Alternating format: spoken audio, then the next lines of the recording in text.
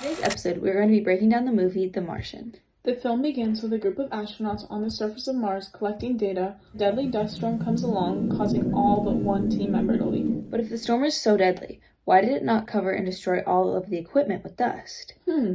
Although we don't know that right now, in reality, there would be a very low chance of a dust storm on Mars having the type of impact that it had in the movie. The team states that the dust storm is 8,600 newtons of force, which on Earth would be about 165 mile-an-hour winds, a Category 5 hurricane. Now, you're probably thinking that it made sense for them to evacuate, as they could have easily lost their lives. So, why does it not make sense, Elliot? Actually, Mars has an atmospheric density about 100 times less than the density of Earth's.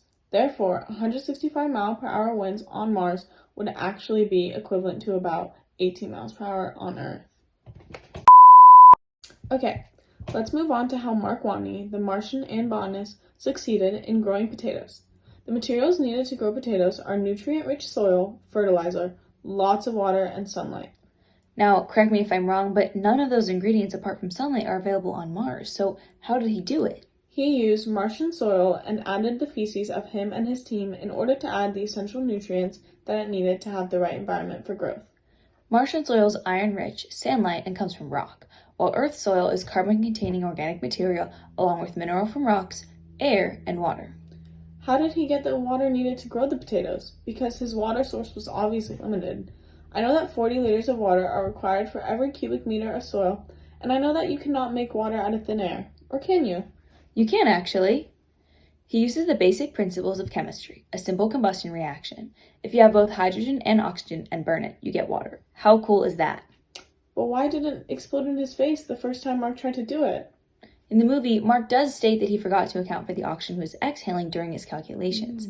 This caused the combustion reaction to occur too quickly, leading to the explosion. Speaking of calculations, what are your thoughts on the computer calculations for the recovery mission? Well, I think some important calculations are done using advanced computer technology. However, from what I understand, the code would run if calculations were correct, but there would be no pop-up saying the code worked. I do think the computer scene was successful thematically and really captured the happiness and success of completing the equation. So, I guess the question is it better to incorporate scientific inaccuracies to emphasize the message to watchers or limit the inaccuracies and leave the audience feeling confused? Another scary scientific misstep was allowing an astronaut to float freely in space. Oh yeah, NASA would never allow an untethered astronaut into space. Well, even without a tether, the film fantastically tied it all together with the recovery of Mark Watney and his safe return home.